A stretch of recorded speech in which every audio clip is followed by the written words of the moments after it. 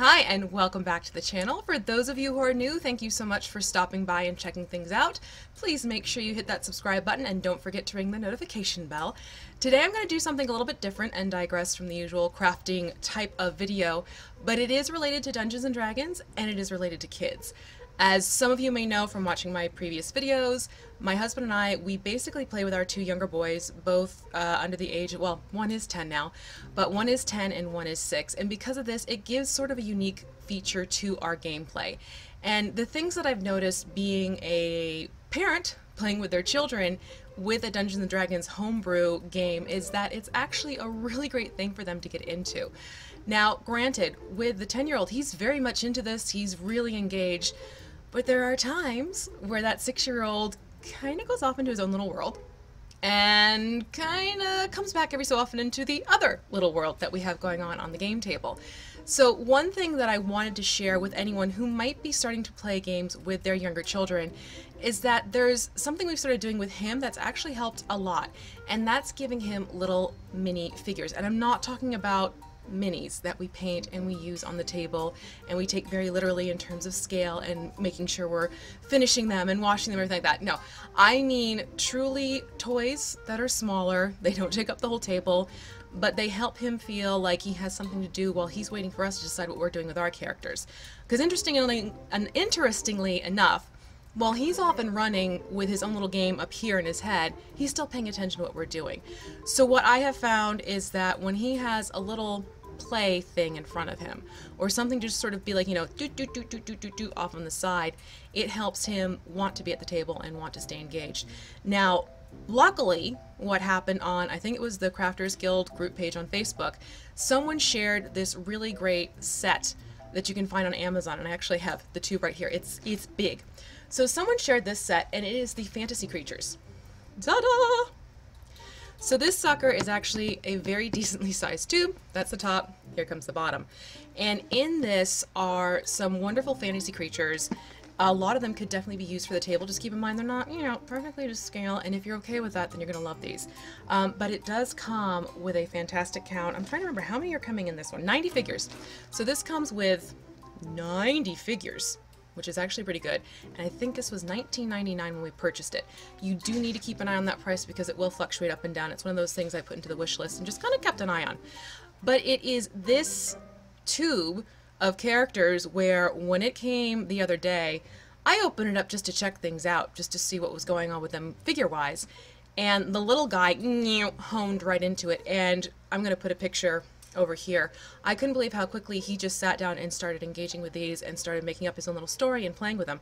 So what I wanted to do is share with you what these figures look like, just some things I'm noticing about them in terms of it's a big pack of 90 figures for about 20 bucks. But there are some really cool creatures in here, and yes, you could paint them and everything like that. Heck, even let them paint them.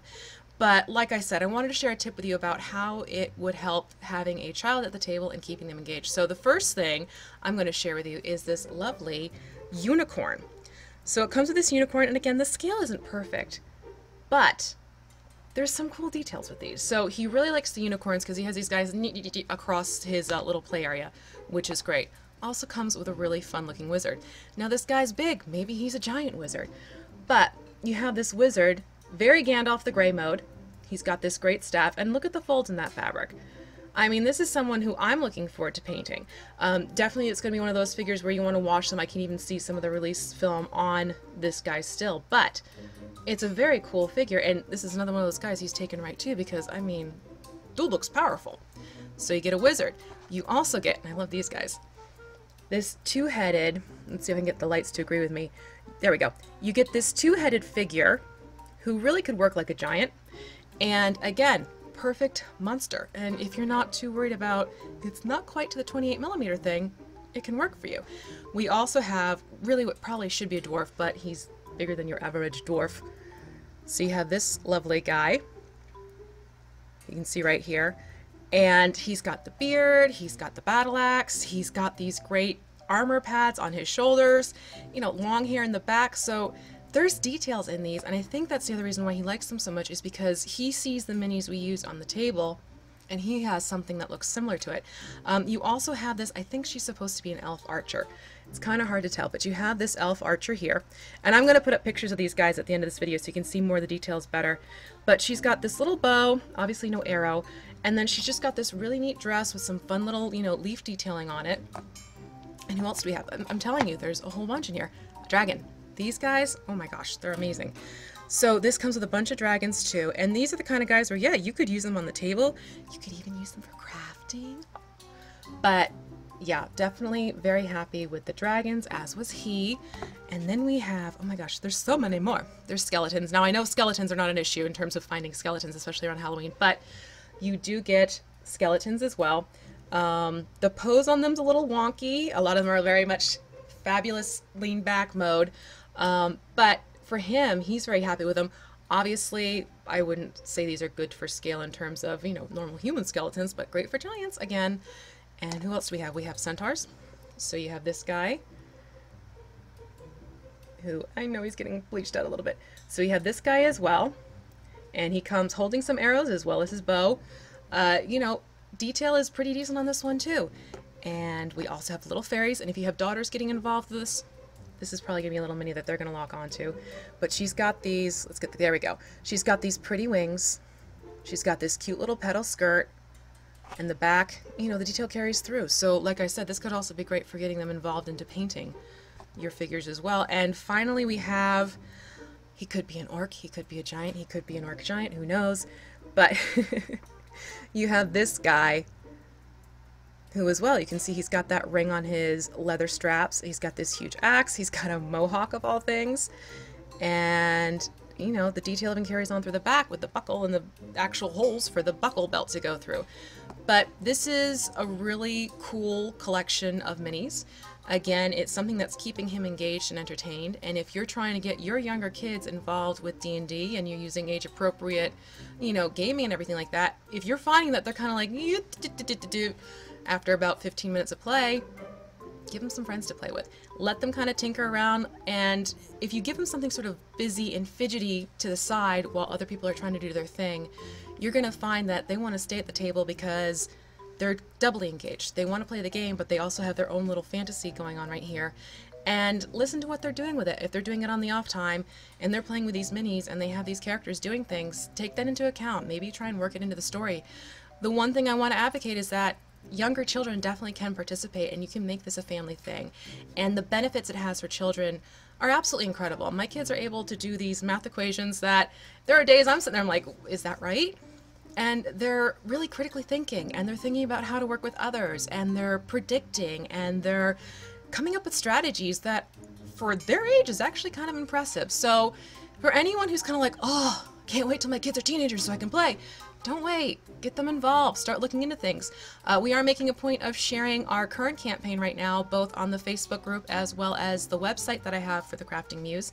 And it's one of those things where if you want to start playing along, you can download the notes that my husband's writing up and providing for people and give it a try with your own family. So, like I said, I wanted to share this with you because this is actually a pretty cool collection of figures. It's another great way to bring your kids into it and give them a tool to give them something to play with if you find they're getting a little distracted or a little bored. And that's the other thing. If it comes down to they can only do it in about half-hour spurts, maybe 20-minute spurts, that's okay. You can take little breaks. Just have that anticipated as you're going along where it's like, and now you guys just take a short rest. And literally take a short rest. Let them go use the bathroom, get a drink. 15-minute breaks, you'd be amazed what that can do for you. So if you have any questions about getting children involved, any advice you'd like to get, please, by all means, comment down below. I will do my best to answer the questions for you. If you want to reach out to me personally because you don't want to put a comment on YouTube, I totally get that, especially when it comes to ages. Just email me at thecraftingmuse.email@gmail.com and I will get back to you as soon as I can. For now, that is it. Thank you so much for stopping by. I hope this has proved to be helpful for those parents out there kind of looking into doing things with their kids with Dungeons & Dragons, and I will see you later. Take care. Bye.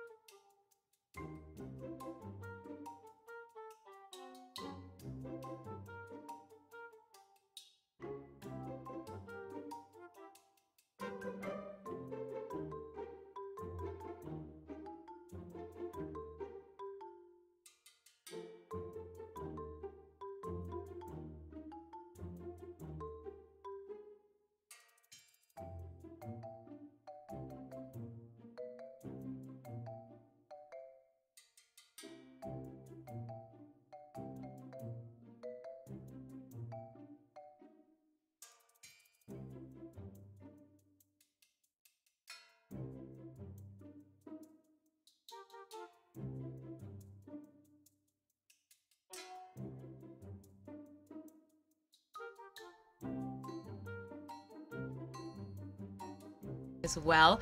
Today I'm going to take a little pathway off the... No, I'm not going to take a little pathway. I'm going to take a big jump. Today I'm going to take a little bit of a digression. Is that a word?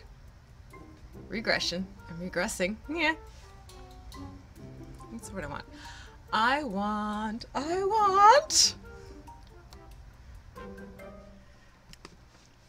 And then we hit stops.